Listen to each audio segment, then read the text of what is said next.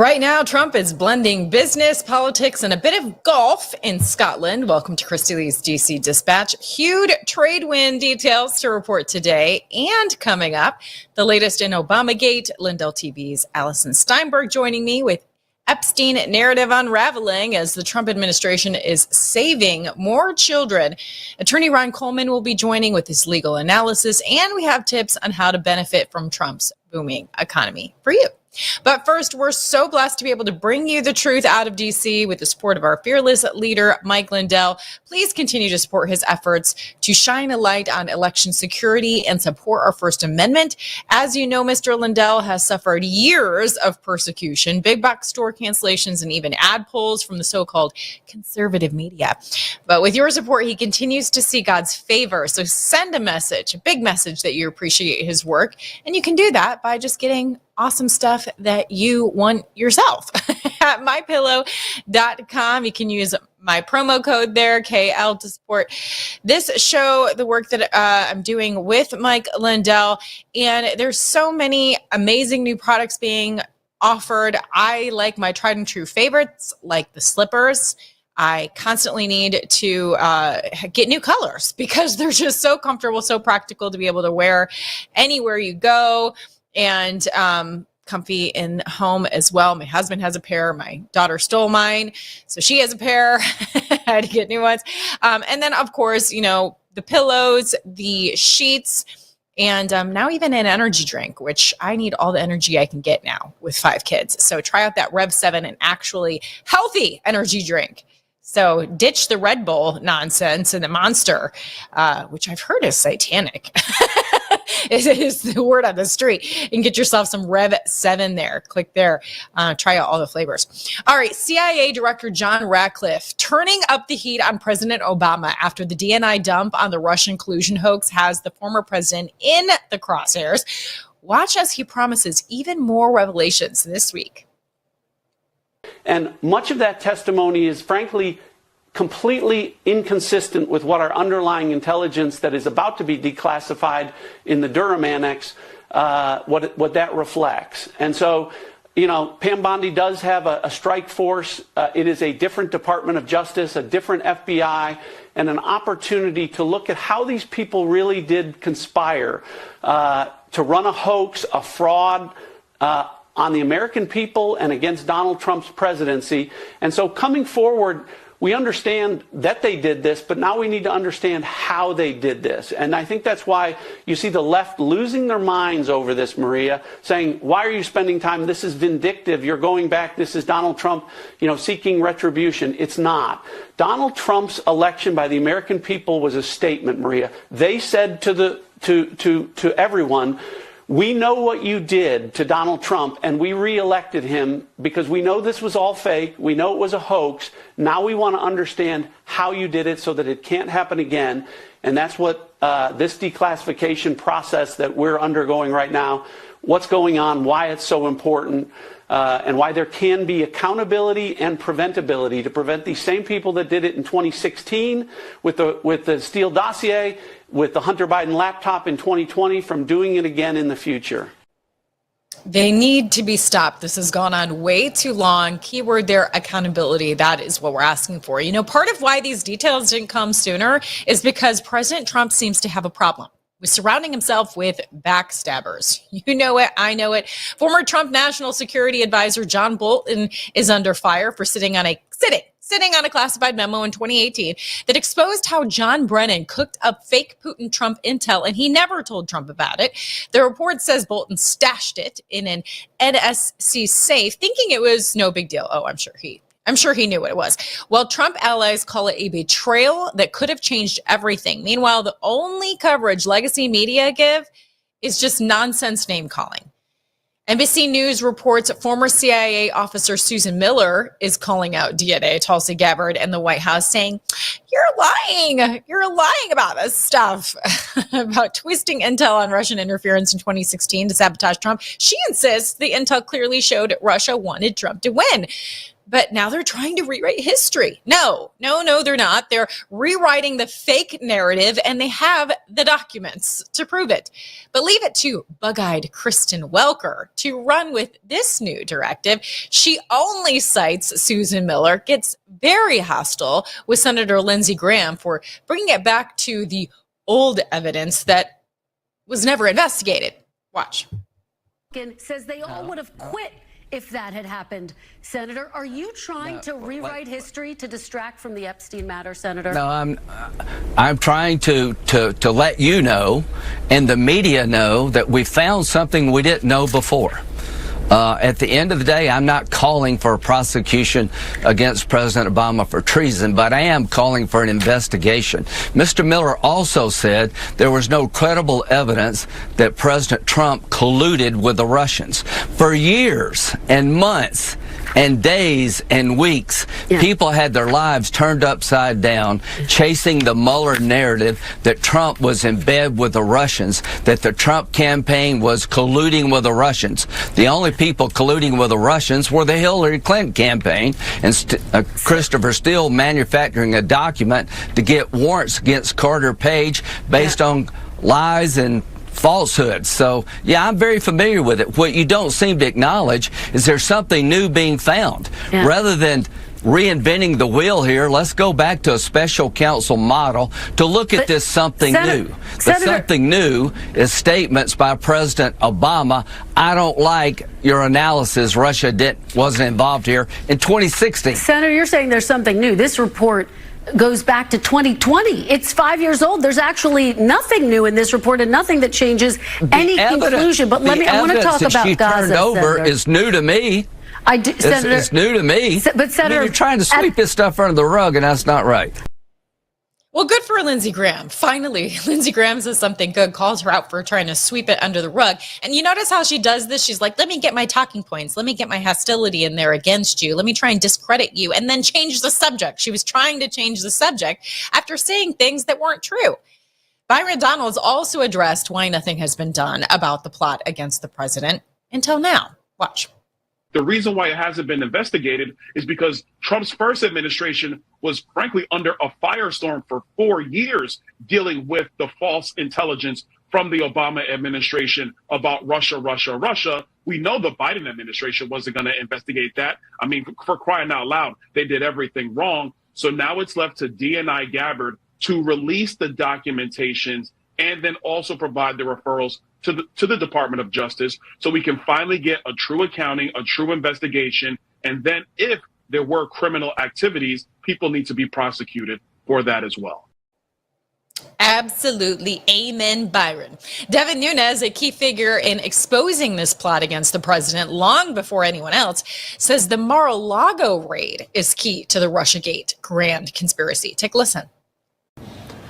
The raid on Mar-a-Lago. Yeah.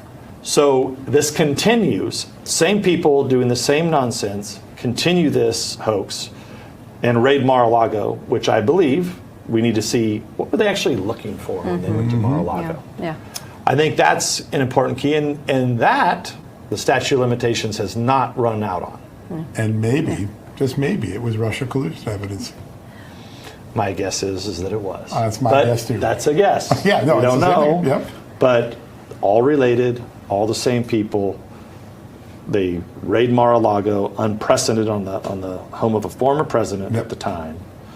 They raid Mar-a-Lago, same people, same hoaxes, same everything, but with the power of the Justice Department, with a fake special counsel. This guy Jack Smith. Yep. It would tie it all together. Wouldn't it? So there's all of that that needs to be looked at, and hopefully justice will prevail.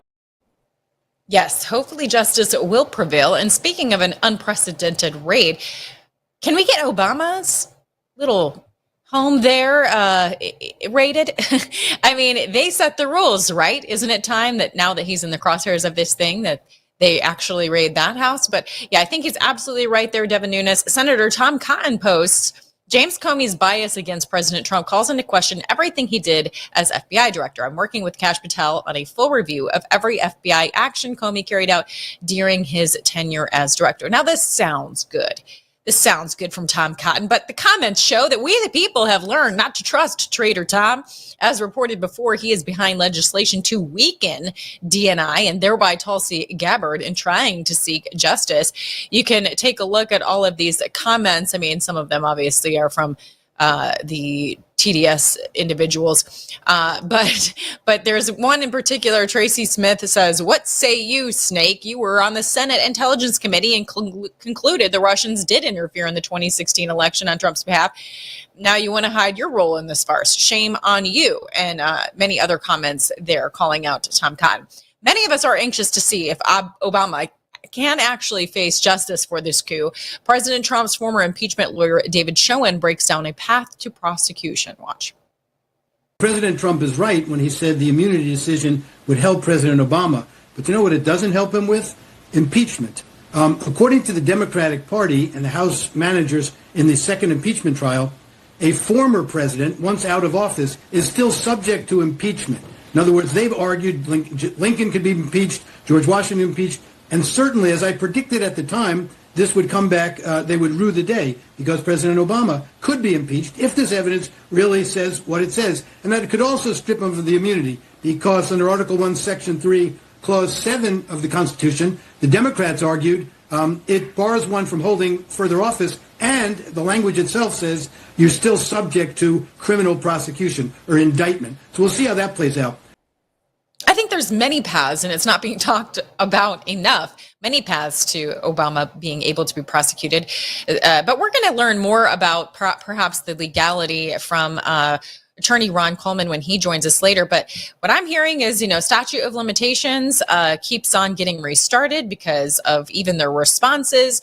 And we know that the Supreme Court case, they said that there is presidential immunity, but only in the capacity of presidential acts. So is trying to form a coup against the incoming president a presidential act? I mean, this all should be looked at further in court. But Obamagate is the biggest scandal since Watergate. Another narrative we were likely fed lies about. Let's be honest. Watergate is probably not exactly what we were told either. But legacy media is really trying to amplify Epstein for the first time. Alison Steinberg, for the first time. Key stipulation there. Alison Steinberg live in DC with the latest there. Alison, it's pretty remarkable to see that legacy media even finally cares about Epstein, right?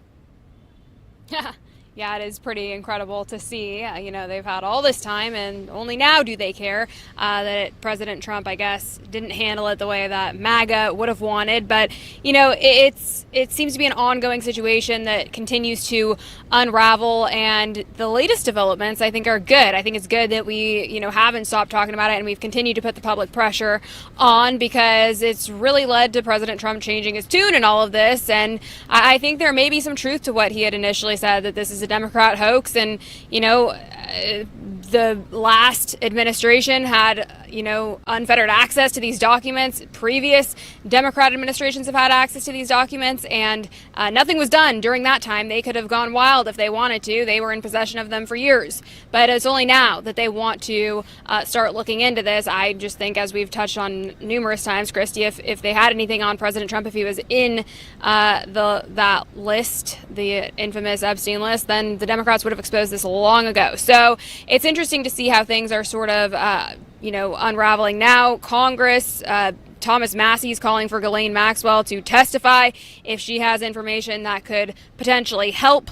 As we know, the DOJ is also looking into this as well. Todd Blanche was interrogating her, 2 days of questions with Maxwell that she allegedly answered all of the questions he had there. So there's parallel investigations running between the DOJ and Congress. It looks like as soon as they get back, but they are on about a month-long recess currently. And I guess Johnson was fine sending everyone home before digging into this further. So I guess we'll have to wait until Congress returns. But in the meantime, we do know the DOJ is investigating this, looking into it further. And it still continues to be a hot topic of conversation. Even with the president, he was asked about it today in his sit down with Starmer overseas, and he said, he's he could potentially pardon Ghislaine. That was a question that keeps coming up. He could pardon her if he wanted to, but he doesn't think it's the right time.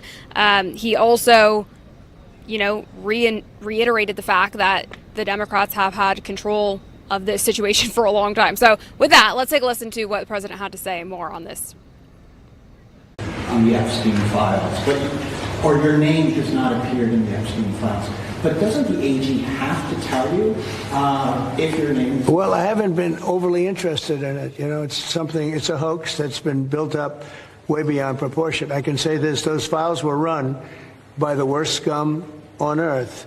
They were run by Comey, they were run by Garland, they were run by Biden and all of the people that actually ran the government, including the auto pen. Those files were run for 4 years by those people. If they had anything, I assume they would have released it. The whole thing is a hoax. They ran the files. I was running against somebody that ran the files. If they had something, they would have released. Now, they can easily put something in the files that's a phony. Like, as an example, Christopher Steele, a person you know well, happens to be from your country. But Christopher Steele, as an example, wrote a book, a dossier. We call it the fake news dossier. And the whole thing was a fake. The whole thing was a fake. They can put things in the file that are fake. But those files were run by bad, sick people. If they had anything, why didn't they use it when I was killing Joe and then he gave out because he was 25 points down? And then I got somebody new. Nobody even knew anything about her. She was a horrible vice president. She was a border czar, but she never went to the border. She never once called a border patrol agent to find out how we're doing. But she was the border czar. Her name was Kamala. Nobody knows her last name. It was Harris. But nobody knew her last name. So I ended up, how would you like to end up in a race where you're killing somebody, you're beating him, and then they say, all right, we'll take him out. He's not working. Let's put somebody else.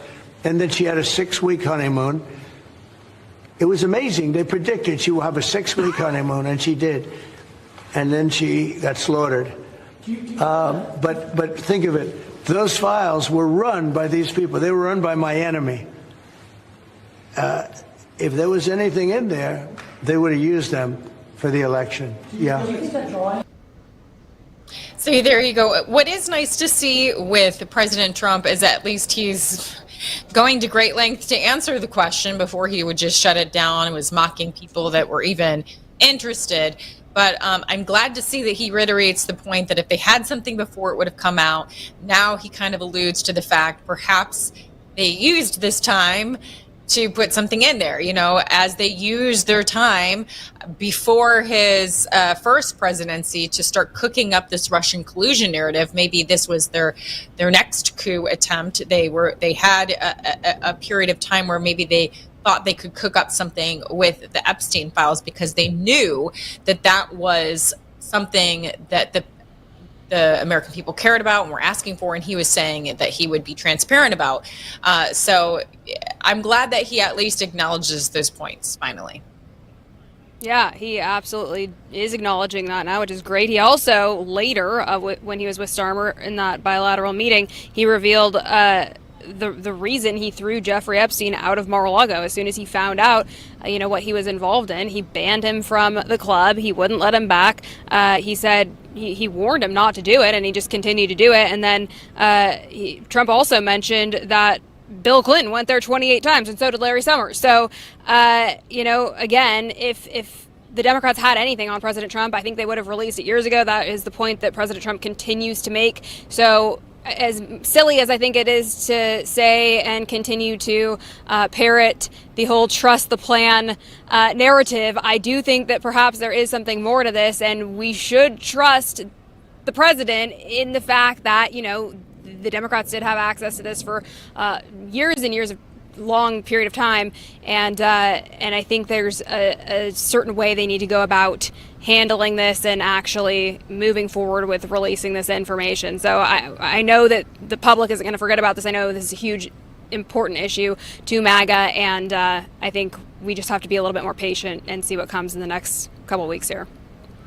But at least the Trump administration seems to be listening to what the base cares about, and that is absolutely 100% protecting our kids on all counts, against indoctrination in schools, against dangerous gender ideology, and then of course against this trafficking, human trafficking, and sexualizing our children.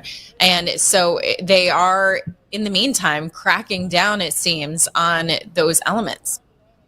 Yeah, they sure are. And this is really good to see, because sadly, this type of stuff goes on every single day here. A lot of times you don't even hear about it. Like in this latest example, the Justice Department shut down a dark web site that had over 120,000 members, millions of files.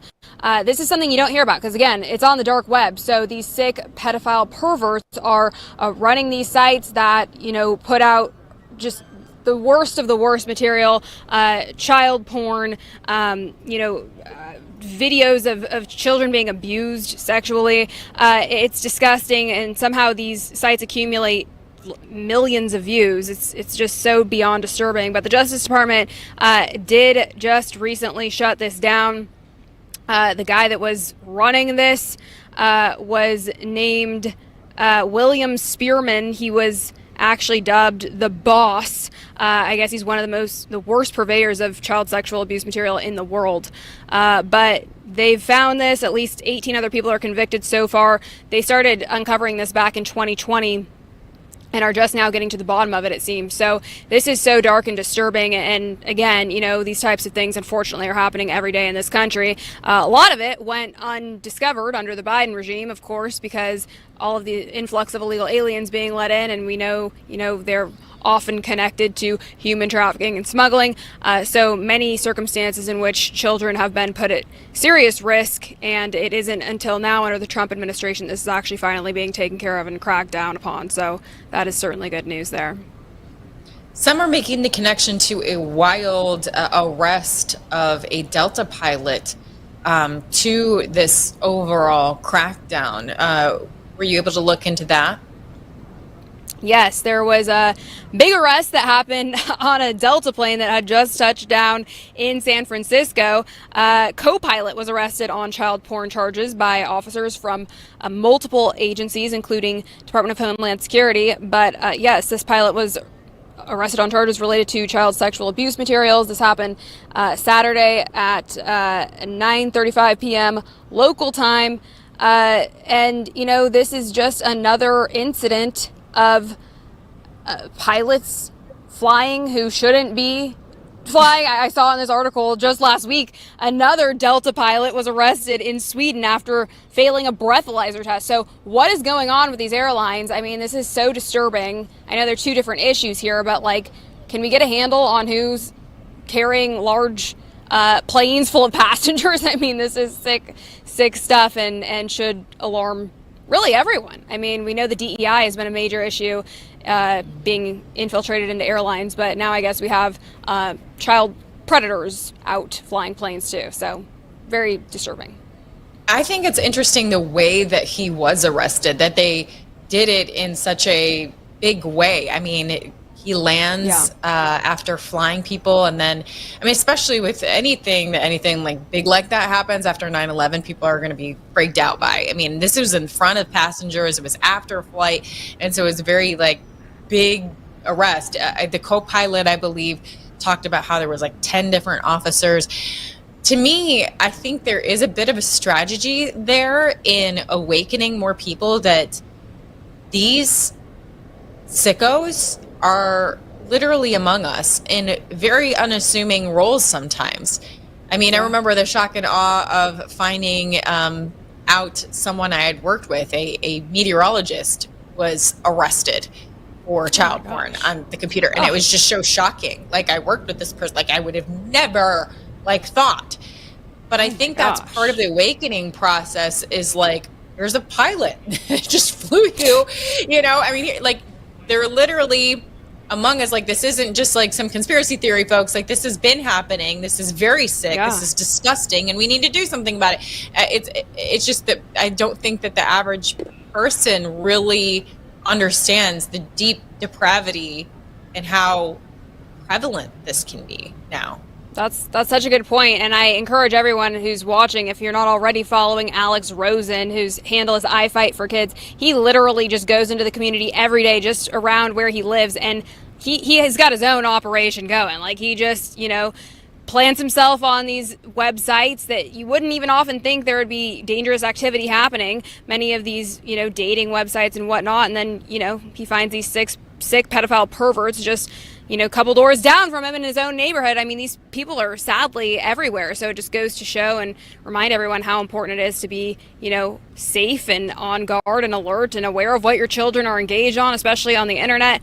I mean, it is so sick. Another example of this is even just over in Texas. ICE agents arrested hundreds of child sex offenders. It was over 214. Now, these are illegal aliens. This goes back to what happened under the Biden regime. In the past 6 months, 214 aliens were arrested who were charged with or convicted of sex crimes involving minors. So this number, it beats any year prior.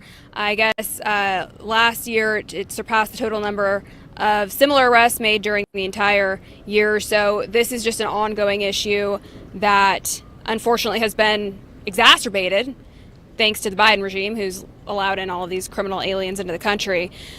The ICE agents. Allison, if anyone would be sympathetic to illegal aliens that were pedophiles, it would be Biden, right? I mean, his own daughter verified that diary that was discovered, verified that was in court, that was in fact her diary, and she said that her dad made her feel uncomfortable all the time and took inappropriate showers with her. I mean, if anyone would be sympathetic to illegal aliens that have a propensity to abuse children, it would be Biden.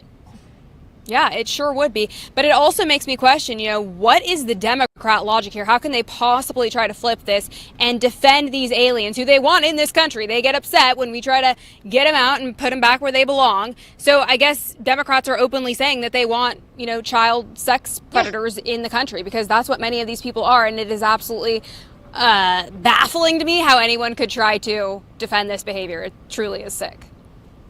Yes, absolutely. Now, another development that happened over the weekend is Bongino has been kind of quiet since there was talk about him supposedly leaving unless Pam Bondi was fired. But we're finally hearing from him again, right? Yes, we are finally hearing from Dan. It's been, an agonizing last couple of weeks. We were hearing last that he was, probably leaving his position, but I guess that's not the case, because he did just put an X post out over the weekend. He says now he's sort of shifting the focus onto just capturing the bad guys here, but I'll just read the tweet for you. It says, "During my tenure here as the deputy director of the FBI, I've repeatedly relayed to you that things are happening that might not be immediately visible, but they are happening. The director and I are committed to stamping out public corruption and the political weaponization of both law enforcement and intelligence operations. It is a priority for us, but what I have learned in the course of our properly predicated and necessary investigations into these aforementioned matters has shocked me down to my core. We cannot run a republic like this. I'll never be the same after learning what I've learned." So it sounds like, he, I guess, is still here. He's committed to the job. He's going to keep unveiling things as they come about. And it sounds like he's really so disturbed by what he's learned during his short time in office that he's having a hard time processing it, perhaps. I guess it's worse than he anticipated. So I don't know. I don't know how this relates back to the Epstein issue, which I feel he lost quite a bit of credibility on, and just basically denying the whole thing ever really happened and that the case was closed there and there was nothing to see. Now he's sort of changing his tune a little bit and just saying the corruption runs so deep. So I don't really know what to make of that. What do you think, Christy?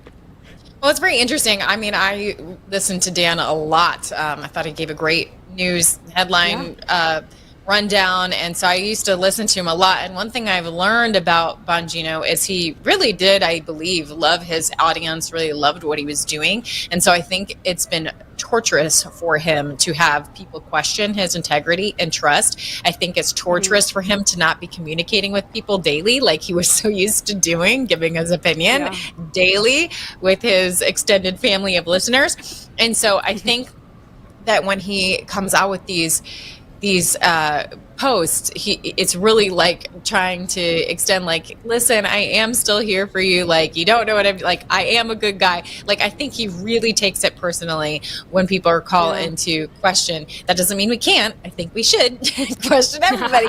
But I do think that he takes it personally. I mean, you've seen him instantly unfollow people if they dare to question. You know, this is a guy that does care about how he is viewed, and I think this is really hard for him not to be more vocal. So I think this is just another example of him being like, hey, I am here, I am a good guy, just trust me, bro. I just don't know if it's gonna work necessarily. But Allison, thank you so much for all of those new updates. We're very interested in what's going on there, and thank you for keeping us in the know in DC while Trump is away. You're single-handedly keeping DC together. Well, he's gone. Thank you. Doing my best. Yes, thanks so much, Christy Lee. Yeah. All right, coming up, we have legal analysis from my fave attorney. I mean, nobody likes attorneys, right? But I love Ron Coleman. He's coming up. But first, quick word from our friends who make this programming possible. Whether it's being a weekend warrior or spending time with your family, feeling your best is the key to doing the things you love. That's why I'm excited to tell you about Nirvanta. It's a natural solution designed to help you stay active and live well naturally. Nirvanta is a topical blend of all natural essential oils like frankincense, myrrh, and a proprietary gold standard plant stock extract. It's perfect for your hands, feet, knees, back, or anywhere else that needs a little extra care. Use Nirvanta proactively as part of your daily maintenance routine, and you're guaranteed you're going to feel the difference. Simply massage Nirvanta in for at least 60 seconds, 2 to 3 times a day to get the best results. And if you're not completely satisfied, you get your money back. No questions asked. There's simply no risk and no reason not to try Nirvanta today. Right now, you get 15% off with code Lindell exclusively at nirvantahealth.com. So stop reaching out for that medicine cabinet. Get Nirvanta instead and experience the difference. Go to nirvantahealth.com. Use code Lindell to get 15% off today. Nirvanta Health. Live well naturally.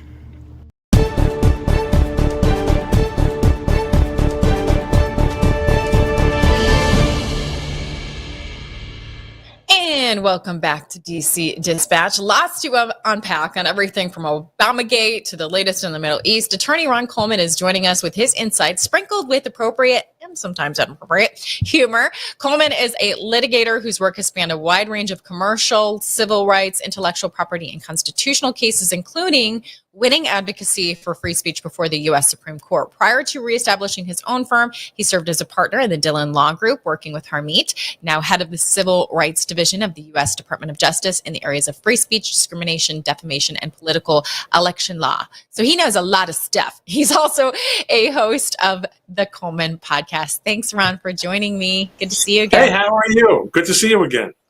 Yes, better now that I'm with you. There are so many questions I have. I have a few ideas, but you can feel free to stray from whatever you're and share whatever you're passionate about. We were just talking about Obamagate. The big question everyone has legally is like, is there going to be any prosecutions? Is the statute of limitations already gone? Why are we even talking about this? And then, of course, Obama immunity. I'm not sure if you have any thoughts or where you want to start with Obamagate. Well, I have thoughts, as everyone else has thoughts of great anger and frustration. But professionally speaking, I think the overwhelming consensus is that there really probably will be prosecutions. I don't see what possible benefit there could be for the administration to come out with this kind of information, this really damning kind of information, and not act on it. Now, the question of whether Barack Obama himself will be prosecuted, I don't think there's immunity for the kind of things we're talking about here.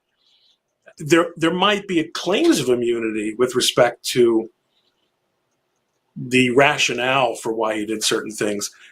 Overall, if all these dots are able to be connected by a good prosecutor, the immunity claim would probably fail.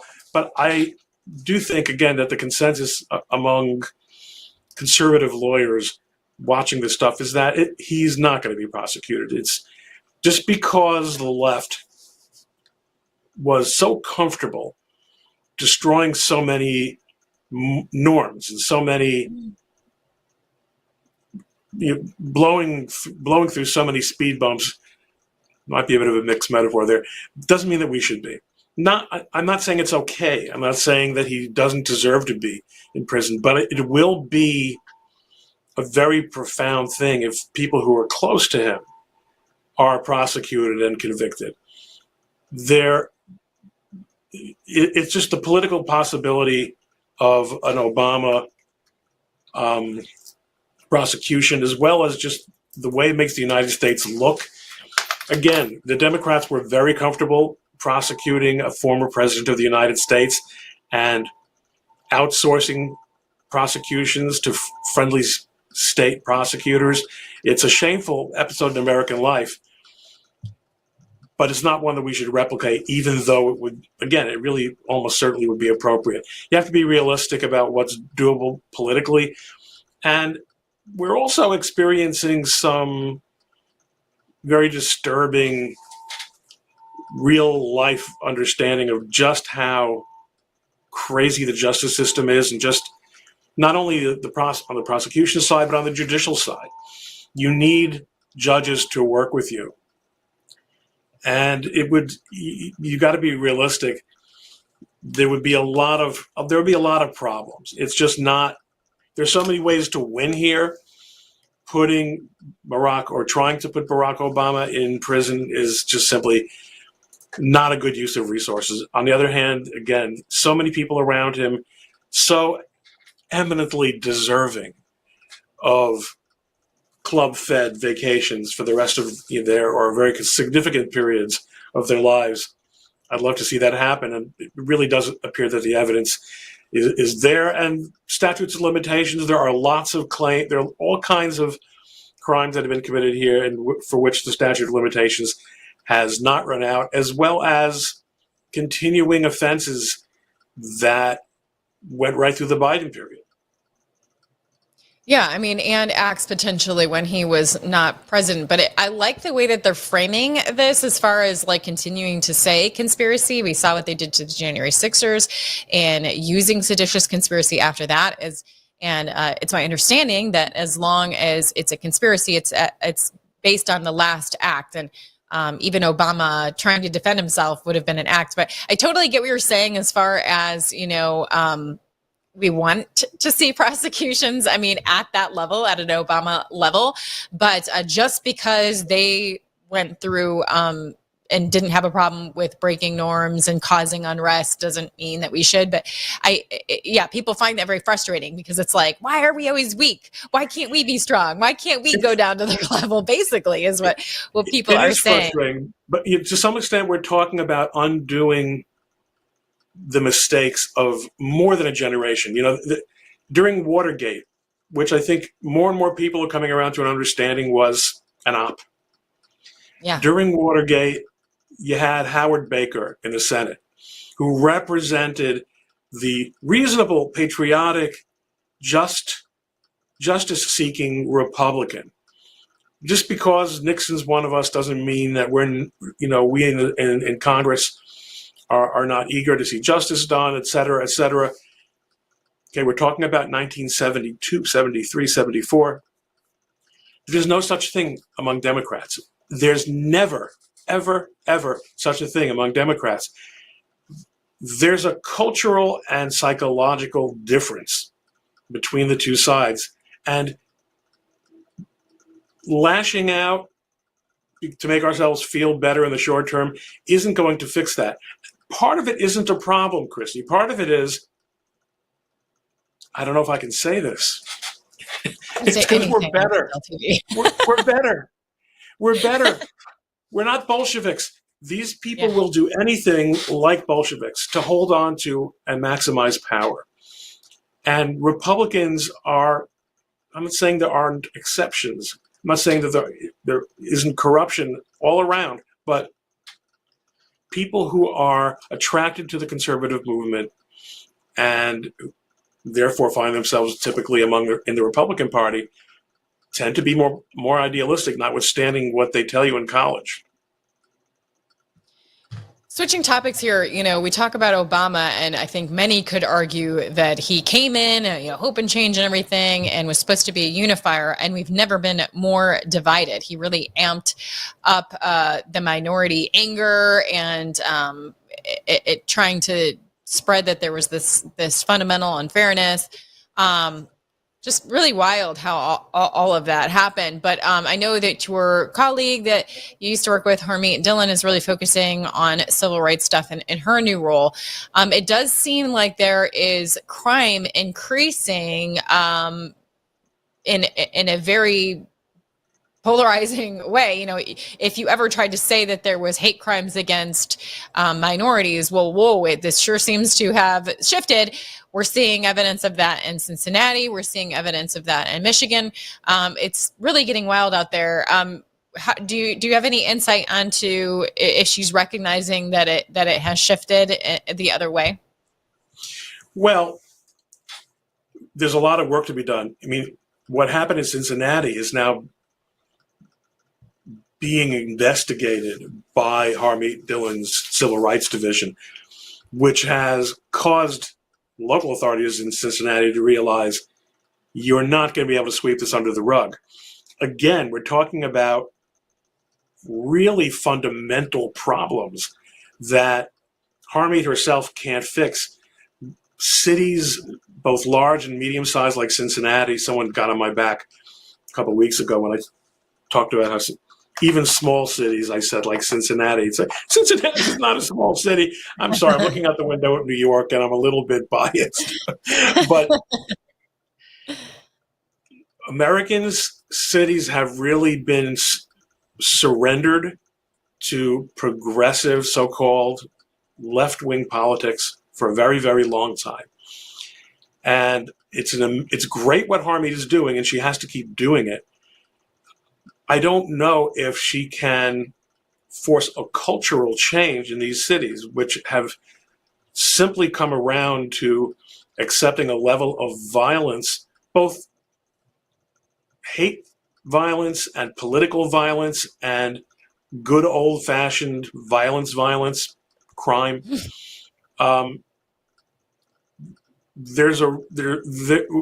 We have lost so much ground that had been gained after the reforms of the 80s and 90s, that an entire generation has grown up not understanding what police do, not understanding who the police are, not understanding how the law has to be applied equally to regardless. I mean, let's talk about anti-Semitic violence.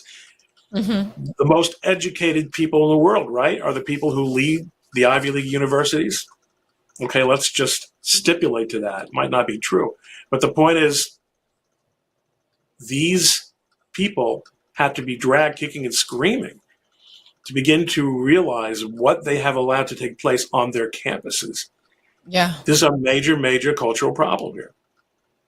And one thing that has been interesting to me, as coming from the news world for so long, is to see what appears to be news outlets really feeding into this hate and feeding into anti-Semitism with, and this is coming from somebody that I personally believe that there's no country, no religion, no politics that you are not allowed to criticize. Like, I'm pretty passionate about that. Like, I think that anyone should be allowed to be criticized and truth needs to come out in any area. But when they use lies to perpetuate propaganda, I know that you're passionate about this too. It's wild to see. I saw you sharing that misleading photo as well. If we're able to bring that up, they were trying to punctuate their point of starving children in Gaza by using a dishonest photo. So tell me a little bit about that and what you think should happen when they use such blatant propaganda.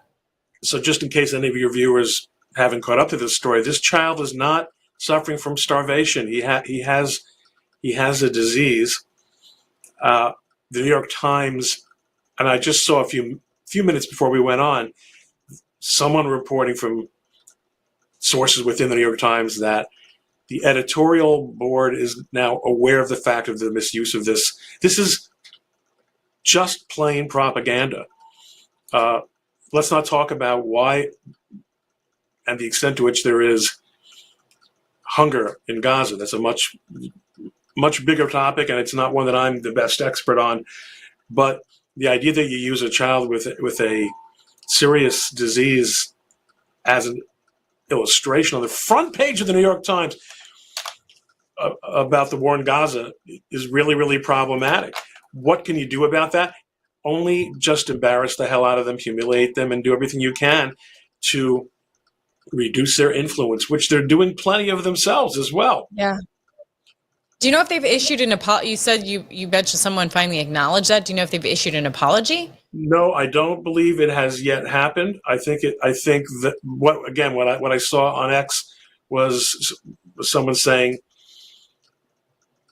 it's been escalated, which is something. I mean, again, it's not an official statement. Look, the jig was up at the Times when they fired their public editor, which was a brilliant thing that they had. It was like 10 years ago now. Because of social media, there's so many people who are now in a position to question what we do and how we do it. Let's be transparent. Let's make ourselves available to answer those questions. And then the Times management realized that we don't want to answer those questions. They're hard questions. We like it better. They made a decision, as so many media organizations, right and left, have made, which is to speak only to people within their silo as a business model. And, that's a choice. That's legitimate. But when you do that, you just have to recognize you can no longer be maintained as the de facto, in the case of the Times, newspaper of record. You're not going to be the standard because you're just another partisan player. Yeah. Now, before you go, because I already have to start to wrap up with you, but before you go, obviously on the anti-Semitism front, Candace Owens has come under fire for a lot of the things that she has been saying. And the latest thing that she's under fire for saying, though, is Bridget Macron is a man. And being that you specialize in defamation, I was just curious if you could put your feelings for Candace Owens. I can't imagine you would really like her, but maybe put those aside and just let me know, what do you think? Do you think that Candace Owens, since you know about defamation, do you think she is going to come under fire for this, or is that hard to prove? Yeah, no, I think this is a Rubicon that she has crossed. It is, it's really pathetic. It's really pathetic. Why does it have to even be a topic? Why is it? I assume that it's false. There's a lot that is strange about that relationship with Macron, but without her even having to be a man, it's very strange. But like you said, I mean, in big scheme of things, what does it matter, right? To assert something with such certainty, and this is one of the things that the internet has done, is people don't, including people like her who have media jobs, don't have to answer to editors anymore. They don't have to answer to corporate structures. They say crazy things, and then they get flooded with support. Hundreds and hundreds of supportive replies makes it look like everyone agrees with you, and those are often bots that are programmed precisely for that reason. But the mass majority of Americans don't agree with you. The idea, to some extent, is to move the Overton window. What kind of discourse is acceptable? On the anti-Semitism front, it's been a very successful effort. On the Macron's wife is a man front, I don't think it's going to work as well. I think everyone understands that this is bona fide lunacy. Well, I mean, again, from somebody that but as far as the defamation thing, do you think that they'll be able to get her? It's really difficult. I mean, it's obviously false. Is it defamatory to be called a transsexual? Kind of hard for me to imagine in the present judicial environment, Make a how good that would point. be considered to be defamatory. Yeah. But most importantly is whether anyone believes, one of the criteria in defamation is, will the reasonable listener listening to this person think that she's making a factual statement? Well, at this point, who on earth believes Candace Owens? She has absolutely jumped the shark in terms of the kind of things that will come out of her mouth. But it's a super awkward defense for lawyers to make, although they've made it in the past. Well, no one believes my client anyway. Everyone knows that she's out of her gourd. Well, that's what she's going to have to do here. Yeah. Well, Ron, thank you so much. I want to encourage people to watch your podcast. And again, where can they find that? Coleman Nation is the name of the podcast. It's a little bit of fun. It's a little bit longer than this interview. Yes. Maybe you'll come on sometime and tell us about some of your more in-depth, long-form adventures. But if anyone wants to find out anything that's going on with me or content creation or even the legal work that I do, look for me on X at Ron Coleman, like my name is spelled there with an E. And thanks so much for the opportunity to chat. Yes, thank you. Really appreciate it. All right, we are going to plow right ahead into our next segment. It's time to talk Sense and Sensibility.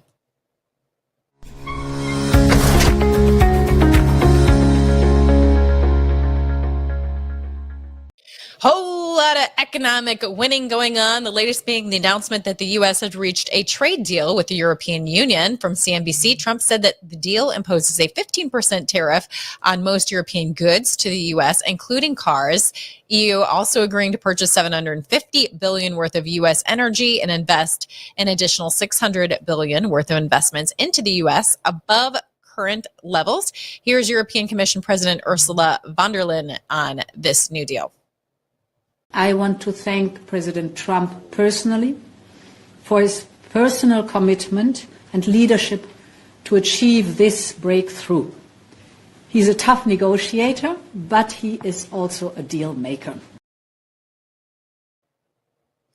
And the U.S. Secretary of Commerce Howard Lutnick is saying President Trump just unlocked one of the biggest economies in the world, the European Union, going to open its $20 trillion market and completely accept our auto and industrial standards for the first time ever.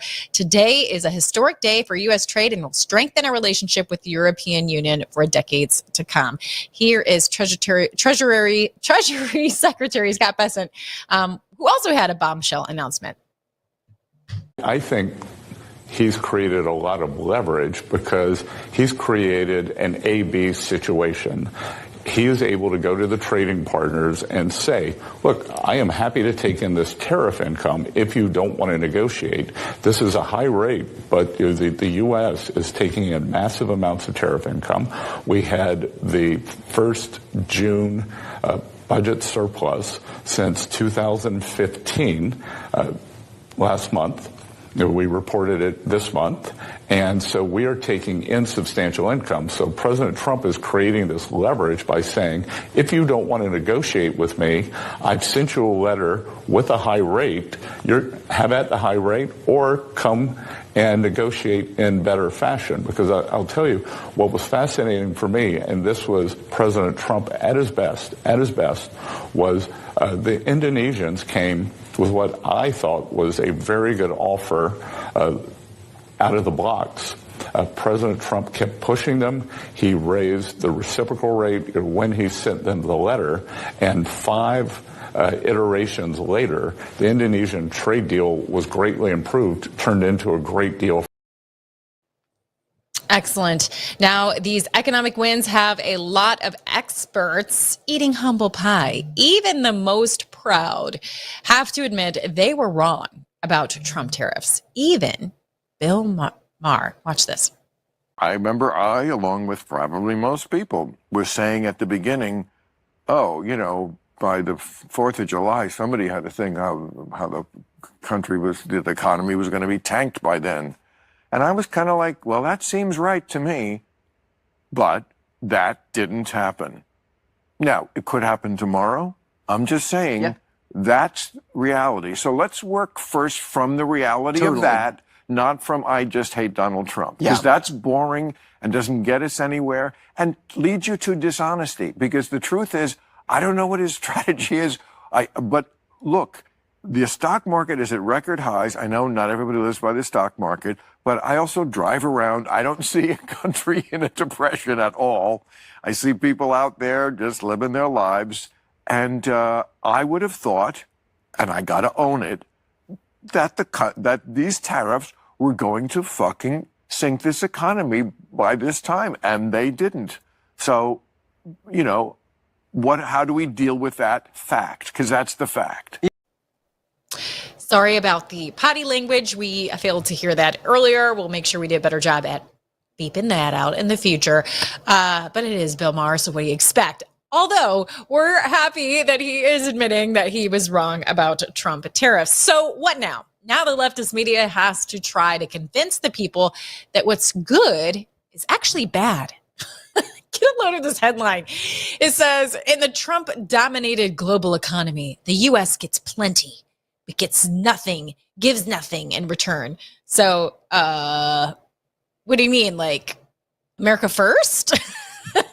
The U.S. gets plenty, but gives nothing in return. It's so ridiculous to take it to that nth degree. And again, it's trying to say that something good, that something that Trump campaigned on and that people voted for, oh no, you think that's good, it's actually bad. Well, the messaging isn't working. Dems' approval is tanking. Watch this. Dems, and let's look at their net favorable ratings. Whoa. Woof. I mean, my God, you know, we mentioned CNN. We had that poll come out a little while ago on their net favorable rating. They were 26 points underwater. You think that's low enough? How about we go even lower? We'll go to this side of the screen. I'm going to walk over here. We go to the Wall Street Journal, minus 30 points underwater. Their lowest on record. These polls have records going all the way back since the early 1990s. And when it comes to the Democratic Party's net favorable rating in both the Wall Street Journal poll and the CNN poll, the Democratic Party is breaking records in the way, Jessica Dean, you don't want to break records. Well, I like this. How low can you go when it comes to Democrat likability? Nothing that they're doing is doing them any favors. But something that's going the opposite direction has been the market. We've been seeing record highs there, but let's take a look at what's happening today. A live look here on Market Watch. We see that the Dow has slipped a little bit. You know, we did have some big news. You would think that would put us in the green, but you never do know necessarily what happens with big news and how the emotional market will react. That's why it's so important to have diversification, and not just in the market, but true diversification over your entire portfolio. Make sure you have diversification of asset classes. So, you know, there's the market, there's tangible assets, there's real estate, you know, there's things that are outside of the market that you can invest in to give you true diversification. One of those is, of course, tried and true precious metals. And thanks to our friends at Fisher Gold, Fisher Liberty Gold, we are able to offer you a way to get some free gifts and also get that portfolio diversification. Of course, checking with your personal advisor and calling them over at 1-888-4-GOLD-19 and finding out if getting some precious metals will be right for you. But glad that we're able to offer that. It's another way that you can support what he is doing here on Lindell TV White House coverage. That being said, I have just run out of time for DC Dispatch, but don't worry, we have so much good stuff for you ahead on Lindell TV White House coverage live. We've got more from Alice and Vanessa Broussard's coming up, and I have more folks I'm going to talk to, particularly when it comes to the economy tomorrow, so don't miss tomorrow's episode. All right, well, that's going to do it for me. Keep it locked in right here. Thanks for watching.